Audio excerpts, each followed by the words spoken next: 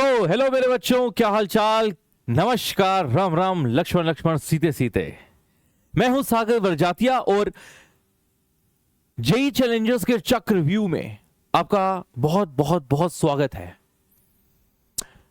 मैं आपको पहले बता दूं कि ये सीरीज, जैसा कि आप जान रहे हैं, इसलिए लाई गई है कि आपको, यार जेई मेंस की तो देखो तैयारी कर ही रहे होगे, साथ में एडवांस का एक पिंच मिलता रहे, आपको पता रहे कि हमारी जो आगे चल के लड़ाई होने वाली है वो कितनी कठिन है, या उसमें कितने ऑब्स्टेकल्स हैं, या हमारी तैयारी कितनी हुई है, हमारा लेवल क्या है और हमको किस लेवल तक जाना है।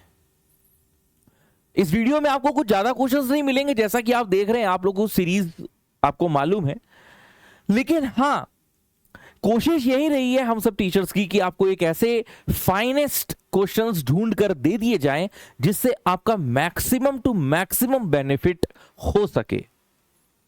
तो बच्चों, मेरा नाम सागर बरजातिया है और मैं आपको इनऑर्गेनिक केमिस्ट्री का ये बहुत ही खूबसूरत सा चैप्टर है, बहुत खूबसूरत सा टॉपिक है जिसका नाम कमाल की बॉन्डिंग यानी केमिकल बॉन्डिंग है।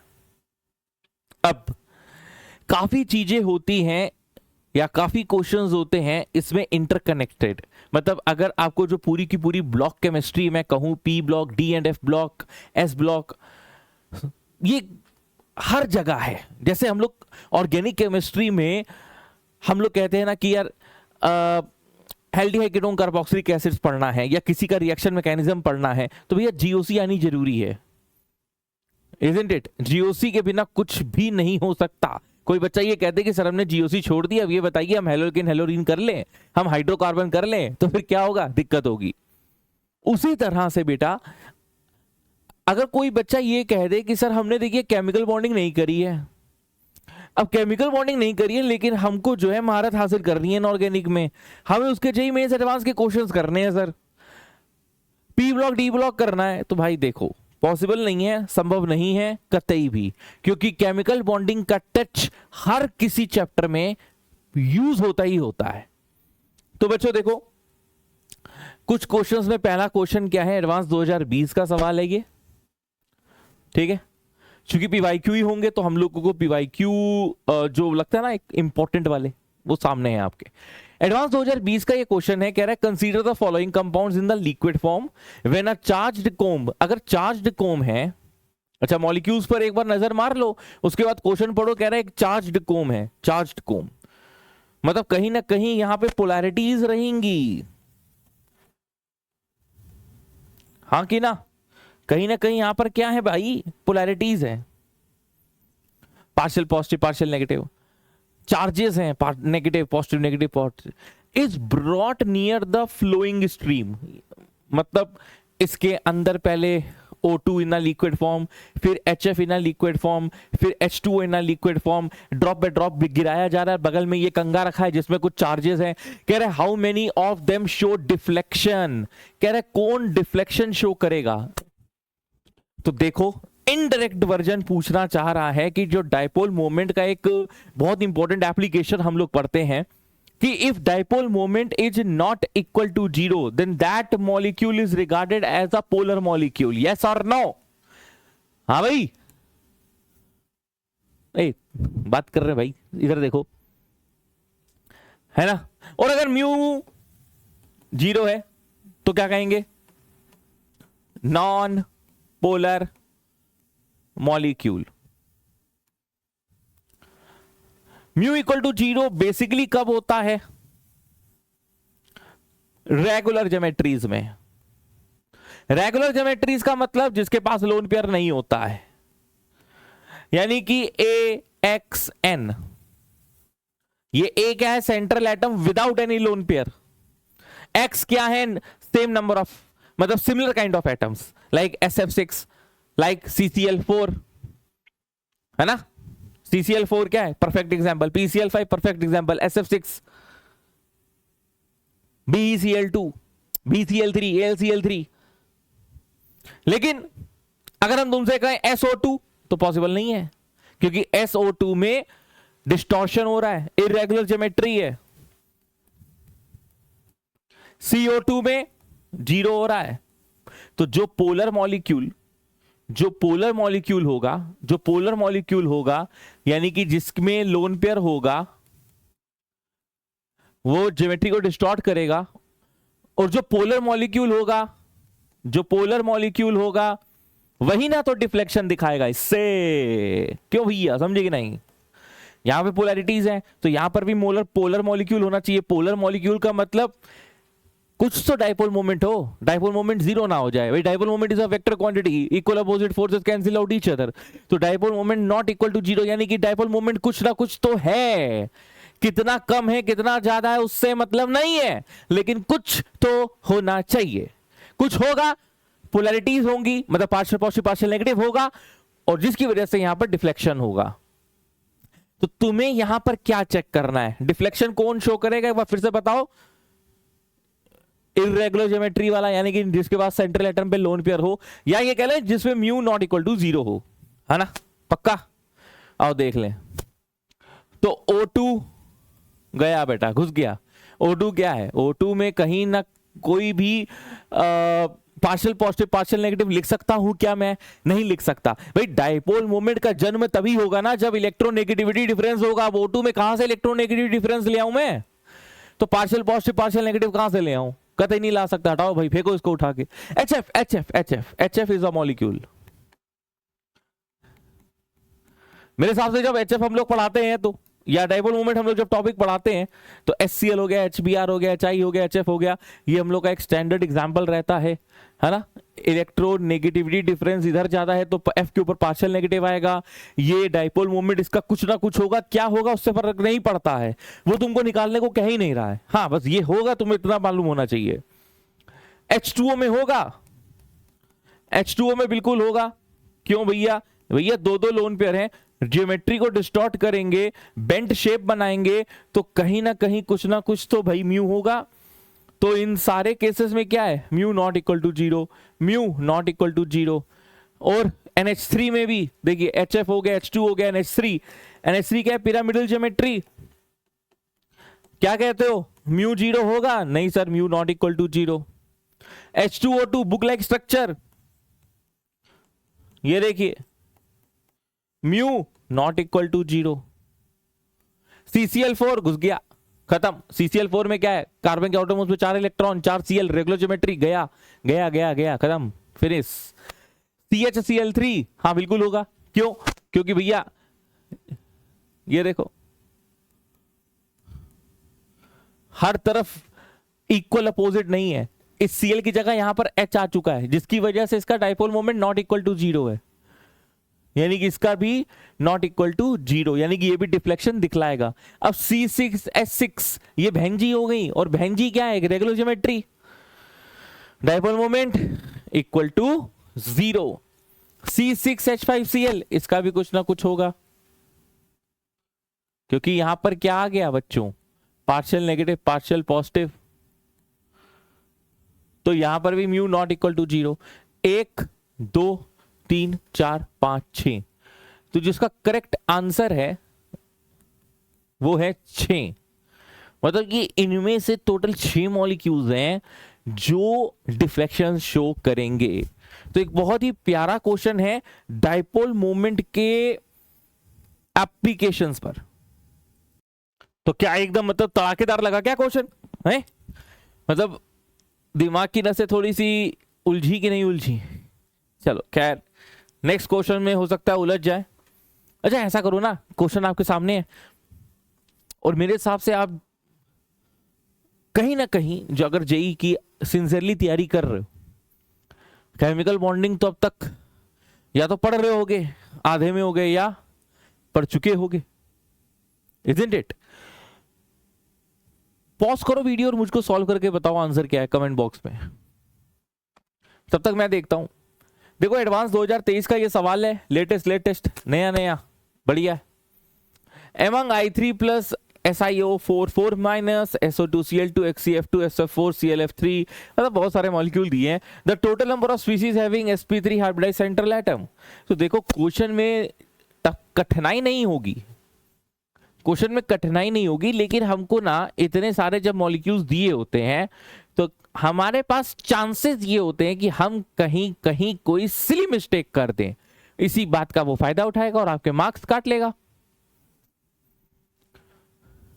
अच्छा, हाइब्रिडाइजेशन के लिए स्टेरिक नंबर निकालते हैं और स्टेरिक नंबर का फॉर्मूला क्या रहता है? Half number of valence electrons, yes और no, valence electrons of central atom plus number of monovalent atoms plus charge on anion minus charge on cation. ठीक है, तो अब जैसे I3 प्लस की मैं बात करता हूं तो I3 प्लस का स्टेरिक नंबर क्या आने वाला है? I as a central atom outer most shell में 7 इलेक्ट्रॉन है, plus halogens are monovalent, hydrogen is monovalent, तो 2 आयोडीन और होंगे, प्लस है तो minus charge on cation. 8/2 steric number 4 है, स्टेरिक नंबर 4 का मतलब sp3 hybridisation. Next SiO4 4 minus. आप इसको देख के मत डरिए, आपको जो ये फॉर्मूला बताया है उसके हिसाब से काम करिए कि silicon as a central atom, उसके आउटर मोस्ट में 4 इलेक्ट्रॉन होंगे। भाई कार्बन के नीचे क्या है? सिलिकॉन है, प्लस ऑक्सीजन का कोई लेना देना नहीं, प्लस 4 है, प्लस 4 यानी कि एनायन। 8/2 फिर से 4 हो गया, 4 का मतलब फिर से ये आ गया sp3। नेक्स्ट आता है SO2Cl2, फिर से इसको स्टेरिक नंबर के हिसाब से आराम से सॉल्व कर लो। आउटर मोस्ट में सल्फर के 6 इलेक्ट्रॉन है, ऑक्सीजन मोनोवैलेंट नहीं है, क्लोरीन है, तो +2 कर दो, फिर से 8 + 2 यानी कि 4, 4 यानी कि sp3। नेक्स्ट केस आता है XeF2 हाफ, आउटर मोस्ट में 8 इलेक्ट्रॉन +2, 10/2 यानी कि 5, 5 यानी कि sp3d। ये तो लीक से आउट हो गया भाई। नेक्स्ट देखते हैं,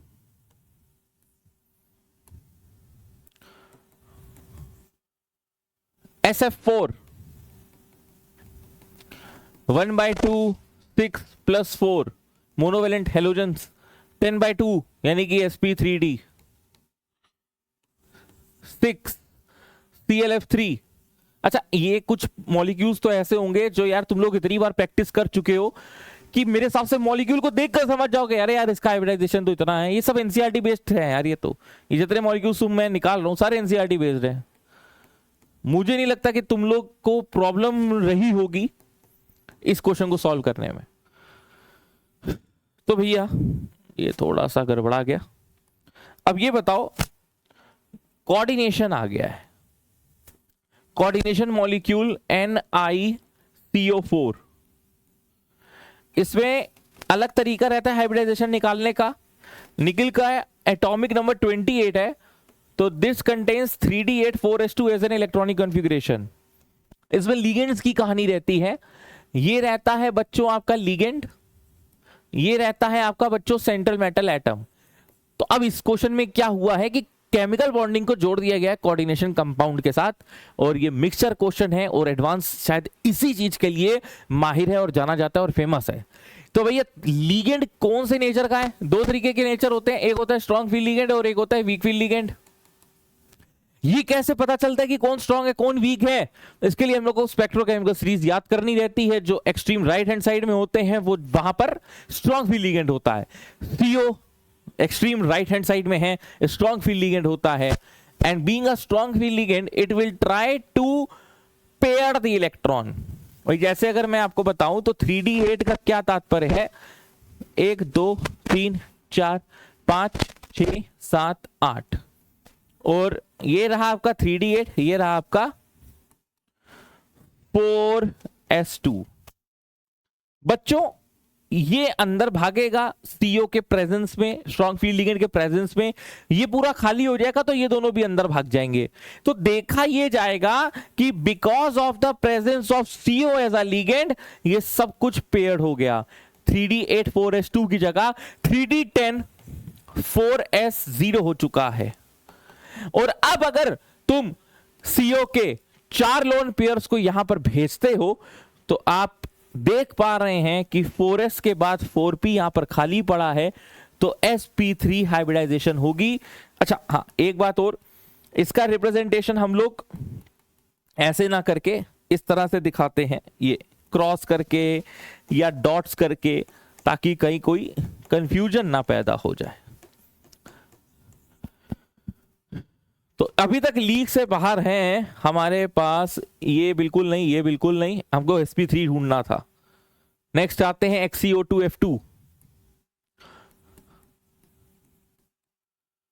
हाफ, आउटर मोस्ट में 8 इलेक्ट्रॉन प्लस 2 ऑक्सीजन के नहीं, फ्लोरीन के, 10/2 5, स्टेक नंबर 5 मतलब sp3d।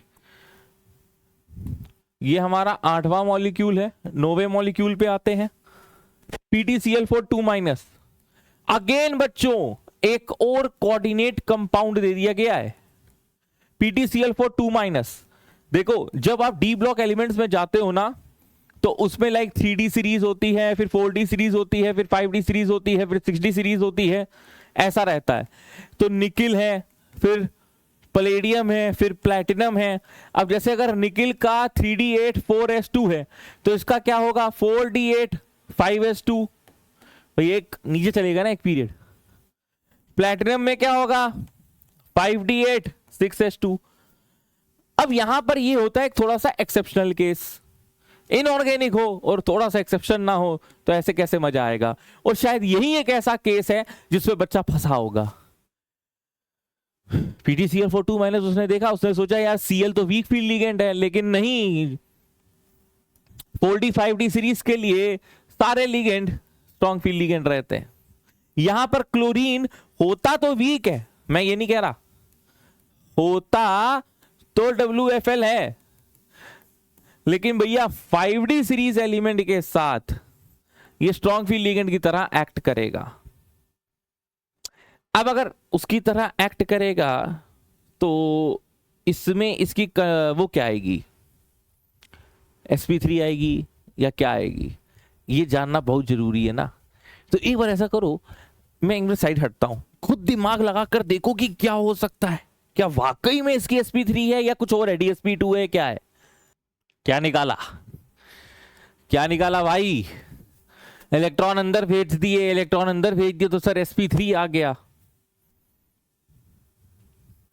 एक बार अगर तुम्हें मैंने ये बता भी दिया तब भी थोड़ा सा लोचा बचता है कि बच्चा हड़बड़ी में गलती से ऑक्सीडेशन स्टेट निकालना भूल जाता है। देखो जब कोऑर्डिनेशन कंपाउंड्स पढ़ते हैं तो हम लोग सबसे पहले इलेक्ट्रॉनिक कॉन्फ़िगरेशन लिखते हैं और फिर उसके बाद ऑक्सीडेशन स्टेट निकालते हैं ना।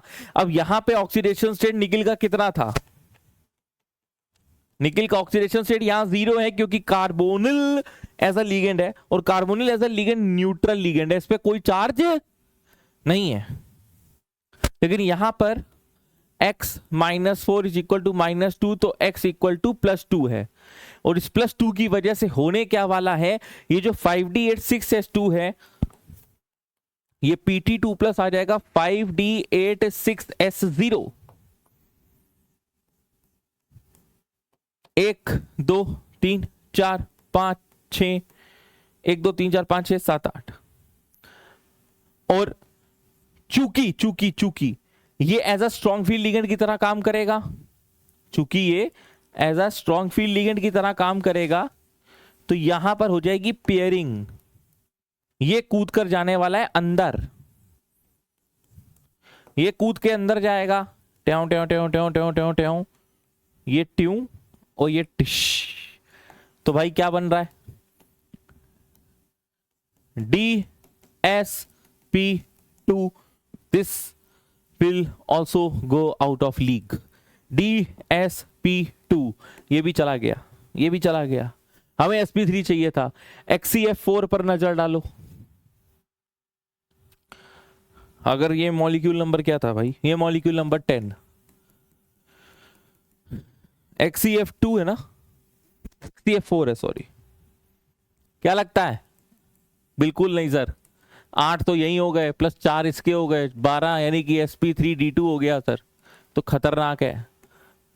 नेक्स्ट आता है 11, SOCl2 लिखा था शायद, है ना, थायोनिल क्लोराइड, हाफ 6, O को गिनते नहीं, +2 sp3, तो एक sp3, ठीक है। फिर यहां कोई नहीं था, फिर 2,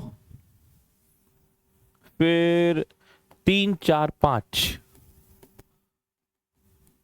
इंटीजर टाइप है। Total number of central atoms with sp3 hybridization is equal to कितने आए? 5। हम 5। नेक्स्ट क्वेश्चन पे प्रोसीड करते हैं। नेक्स्ट क्वेश्चन कह रहा है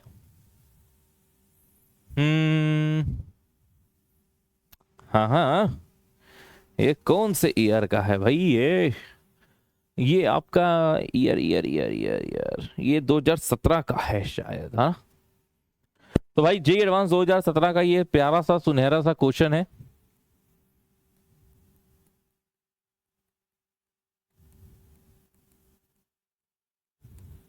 पढ़िए, बताइए।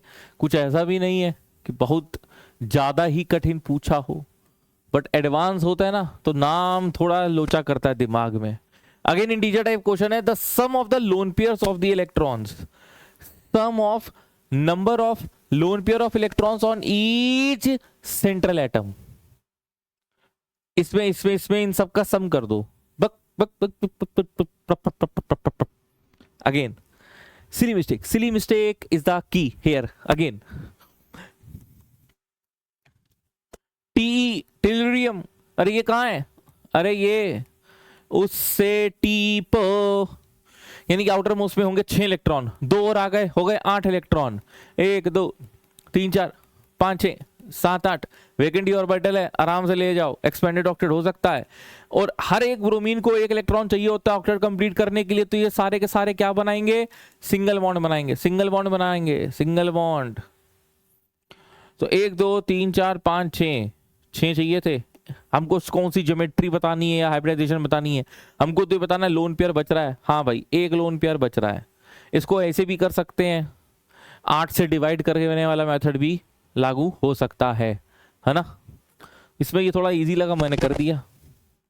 पहला मॉलिक्यूल BrF2 प्लस, Br के आउटर मोस्ट में 7 होते हैं, प्लस है तो 1 उड़ा दो, बचा क्या? 2 फ्लोरीन। कितने लोन पेयर बच रहे हैं? 2 लोन पेयर। अरे यार, ये तो बड़ा इजी क्वेश्चन है यार। SnF3 है, SnF3 बस। मतलब इसमें क्या करेंगे अपन? सल्फर ले लेंगे। सल्फर के साथ अपने को पता है 1 2 3 4 5 6 इलेक्ट्रॉन होते हैं, ठीक है। और एक F हो गया, दूसरा F हो गया, तीसरा F हो गया।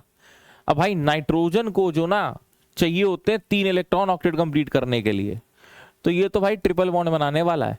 जब ये ट्रिपल बॉन्ड बना लेगा, यानी कि यहां पर तो कोई लोन पेयर नहीं बच रहा है, तो ये 0 लोन पेयर है।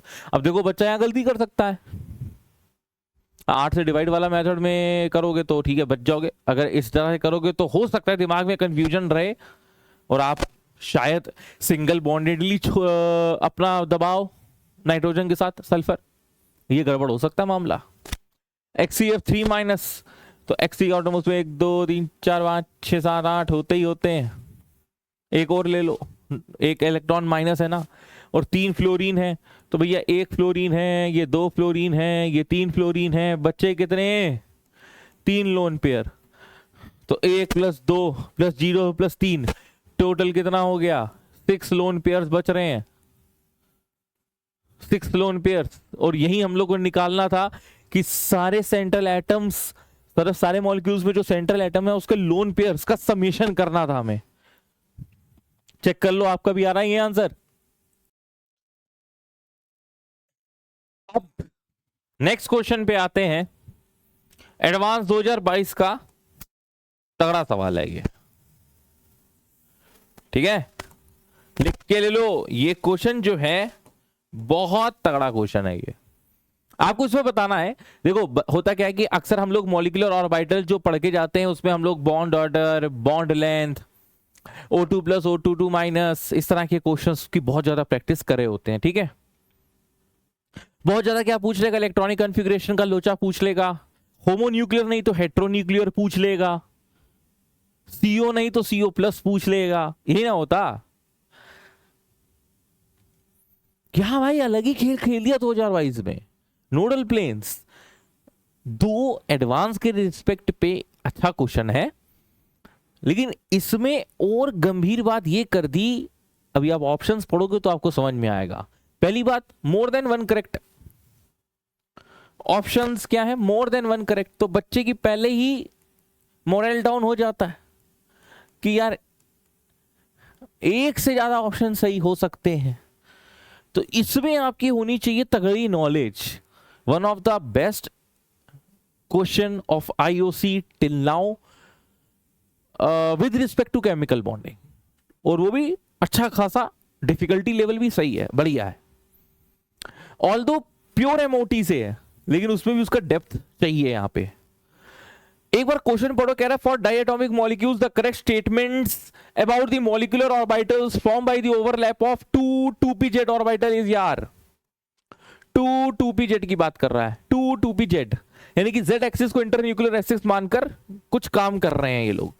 Sigma orbital total has 2 nodal planes, sigma star orbital 1 node, pi orbital 1 node. मतलब इतना समझ में आ गया है कि नोडल प्लेन्स नोड्स को लेकर चर्चा हो रही है। अब एक बात सुनो, अगर हम 2pz की बात कर रहे हैं और z को हमने क्या माना है? इंटरन्यूक्लियर एक्सिस, इस क्वेश्चन के लिए। तो ये अगर हम 2p को हेडवाइज कोलिजन करें तो सिग्मा बॉन्ड बनेगा। तो जैसे ये positive negative 2pz positive negative, ये हमको देता है क्या? Constructive interference. और कंस्ट्रक्टिव इंटरफेरेंस के चलते हमको मिलता है बॉन्डिंग मॉलिक्यूलर ऑर्बिटल। यहां पर क्या होगा? पॉजिटिव पॉजिटिव जब मिलेगा, नेगेटिव वाला छोटा हो जाएगा, पॉजिटिव वाला मोटा आ जाएगा, है ना? यही तो होता है। अरे सिंपल सी थ्योरी है लकाओ की, linear combination of atomic orbitals. कोई नई चीज थोड़ी ना है। LCAO, linear combination of atomic orbitals. ये आपका z एक्सिस है, ठीक है? ध्यान से सुनना मेरी बात। जहां पे पॉजिटिव पॉजिटिव मिलकर बड़ा हो गया है, ये नेगेटिव है, ये नेगेटिव है। अगर मैं आपसे ये पूछूं कि बेटा ये बताओ कि यहां पे नोडल प्लेन्स कहां दिख रहे हैं, तो एक नोडल प्लेन कुछ इस प्रकार दिख रहा है, ठीक है? यार ये देखो,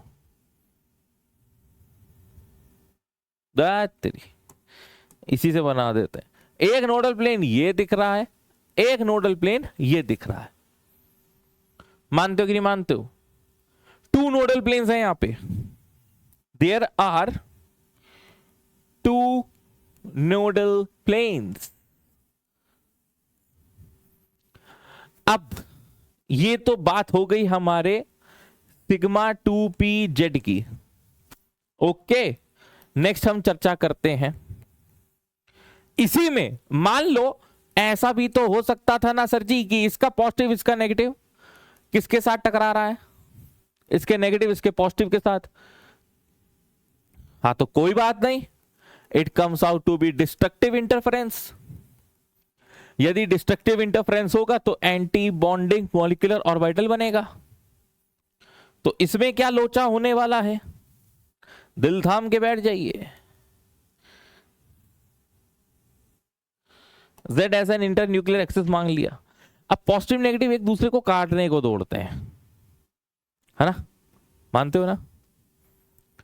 तो यहां पर ये जैसे नेगेटिव वाला जैसे था वैसे ही रहने दो, इसको छोटा कर दो, यहां पे इसको छोटा कर दो, इसको जैसा था वैसे रहने दो। ये नेगेटिव पॉजिटिव नेगेटिव पॉजिटिव, ये दोनों मिलकर अलग हो गए। एंटी बॉन्डिंग का मतलब यही है ना, बॉन्ड बनाने में विश्वास तो रखेगा नहीं। एक नोडल प्लेन ये है और बाकी एक ये और एक ये, 3 नोडल प्लेन है। 3 नोडल प्लेन्स आर देयर। अब एक बार पहले 2 कमेंट्स जो कि सिग्मा ऑर्बिटल पे हैं वो पढ़ लेते हैं। अच्छा, ये क्या बनाया हमने? Sigma star 2pz। 3 nodal plane के साथ। अब देखो, फोकस करो इधर।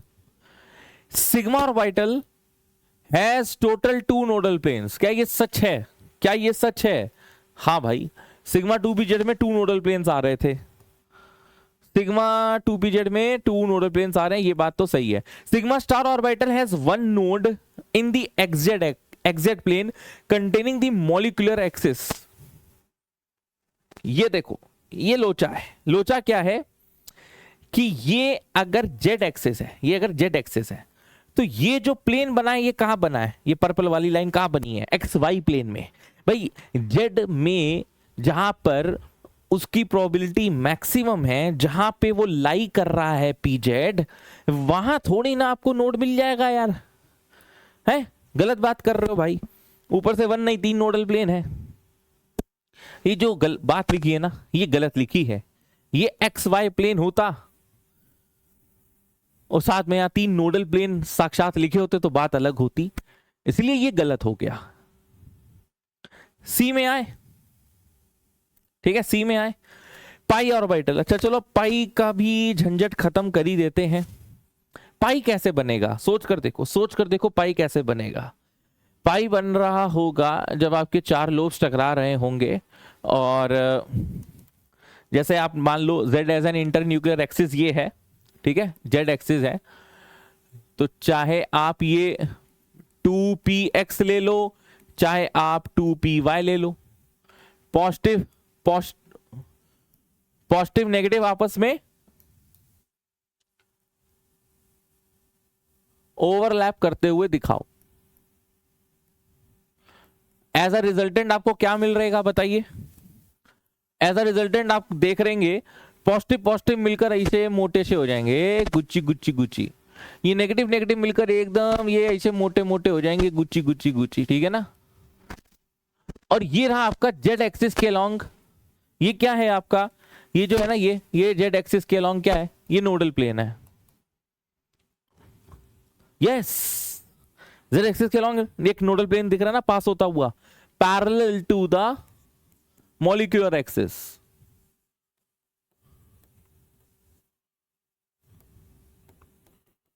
भाई इनके बीच में ही तो जा रही है ना ये लाइन। अलग हो गए ना ये लोग, ये जुदा हो गए ना ये लोग। ये क्या कह रहा है? Pi orbital has 1 node in the plane which is perpendicular. गलत हो गई बात। पैरेलल होता तो बात हम समझते हैं। अभी दिखाया है बीच से निकल रहा है। पैरेलल का मतलब क्या हुआ? ऐसा। परपेंडिकुलर वो जो क्वेश्चन कह रहा है ना परपेंडिकुलर, तो ऐसे कहां जा रहा है? ये तो ऐसे ही जा रहा है, उसके पैरेलल ही जा रहा है। चौथे में आओ, पाई स्टार ऑर्बिटल। चलो पाई स्टार की भी झंझट क्लियर कर दें। Pi star, J star, pi star, pi star, pi star, pi star. देखो पाई स्टार में ये पॉजिटिव नेगेटिव हो जाएगा, ये ऐसे है। आलस्य मनुष्यम तबाही तबाहुम, है ना। देखो ये पॉजिटिव ले लो, ये नेगेटिव ले लो, ऊपर यहां नेगेटिव ले लो, यहां पॉजिटिव ले लो, तो क्या होगा? ये जेड एक्सिस है, तो क्या होगा भाई जरा ये बताओ। तो फिर ये होगा सर जी, ये पॉजिटिव नेगेटिव मिलकर ये अलग दुनिया हो जाएगी, इसकी दुनिया अलग हो जाएगी, इसकी दुनिया अलग हो जाएगी, ठीक है, और इसकी दुनिया अलग हो जाएगी। ये सारी दुनियाओं के बीच में जो राज करेंगे वो होंगे आपका 2 नोडल प्लेन्स, ठीक है। यहां पे आपके एक इधर, एक इधर, एक इधर, 2 nodal plane, x y y z, एक एक्स वाई एक वाई जेड या एक्स जेड।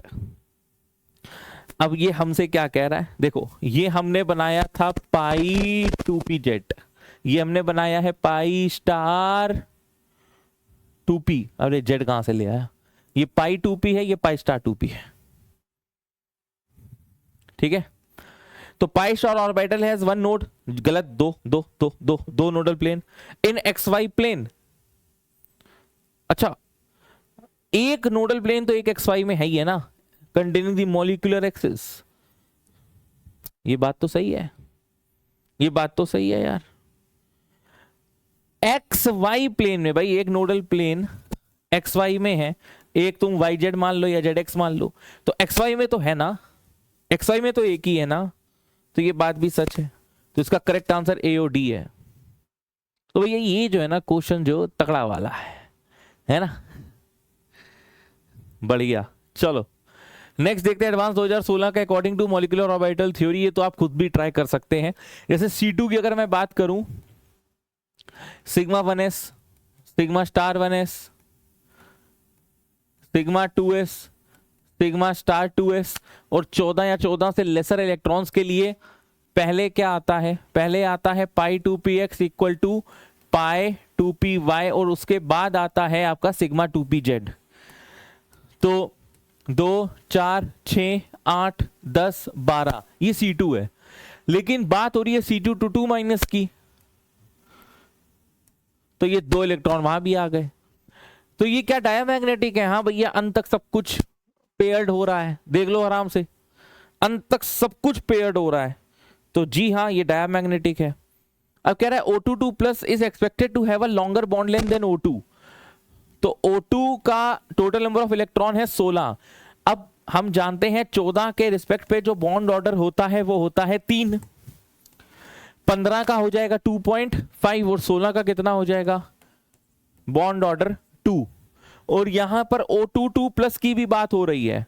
O22 प्लस मतलब 16 में से 2 गए, 16 में से 2 गए तो 14, 14 मतलब बॉन्ड ऑर्डर 3। बॉन्ड ऑर्डर यानी कि total number of bonds between two atoms जितने ज्यादा होंगे, यानी कि बॉन्ड मल्टीप्लिकेशन जितना बढ़ेगा बॉन्ड लेंथ उतना कम होगा, यानी कि bond order is inversely proportional to bond length. Bond order किसका ज्यादा है? बॉन्ड ऑर्डर ज्यादा है O22 प्लस का, तो बॉन्ड लेंथ किसकी बड़ी होगी? O2 की। तो कह रहा है O22 plus is expected to have a longer bond length, नहीं शॉर्टर बॉन्ड लेंथ, गलत। अच्छा ये बता दूं मैं, एडवांस 2016 का जो ये सवाल है ये भी मोर देन 1 करेक्ट है, लिखा हुआ आया था, हम नहीं लिख पाए, अब बता रहे हैं more than 1 correct. N2 plus and N2 minus, अब N2 प्लस का मतलब क्या है? 14 में से एक गए 13, 13 का बॉन्ड ऑर्डर कितना होगा? 14 में से मतलब 3, 3 में से मतलब 2.5। N2 माइनस, N2 माइनस मतलब 14 में एक इलेक्ट्रॉन आ गया 15 इलेक्ट्रॉन, 15 इलेक्ट्रॉन का मतलब क्या हुआ? 2.5। दोनों का बॉन्ड ऑर्डर सेम है, बॉन्ड लेंथ सेम। हाँ ठीक है ठीक है ठीक है, एकदम बढ़िया बिंदास। He2 plus has the same energy as that of 2 isolated He atoms. बेटा जब भी एटम्स आपस में आकर मिल रहे होते हैं according to the valence bond theory, when the two atoms which are highly unstable, which are highly reactive, they have more energy, और उनको जब मैं पास बुलाता हूं तो कहीं ना कहीं उनका पोटेंशियल एनर्जी डिक्रीज होता है। एनसीईआरटी का में एक ग्राफ भी है ऐसा करके, है ना। तो भले ही अब तुम सोचो कि सर He2 प्लस कैसे बनेगा, सर He2 तो होता ही नहीं है, नॉट पॉसिबल। अरे वो मान रहा है ना एक मॉलिक्यूल है, हम मॉलिक्यूल बनाने की कोशिश कर रहे हैं। अब भाई जब 2 एटम्स को पास लाओगे, मॉलिक्यूल बनाने की कोशिश करोगे, तो पोटेंशियल एनर्जी में डिक्रीमेंट तो आएगा, एनर्जी तो चेंज होगी। तो सेम एनर्जी कैसे हो सकती है? एटम वर्सेस मॉलिक्यूल में एनर्जी सेम कैसे हो सकती है? तो AC इसका करेक्ट आंसर है। और यहां पर आपके जेईई एडवांस के 5 PYQ जो टफेस्ट थे, मैं कोशिश किया हूं, लेकर आया हूं, आपको करवाया हूं। मिलते हैं नेक्स्ट लेक्चर में, till then tata bye bye, take care, stay motivated और मेहनत करते रहिए।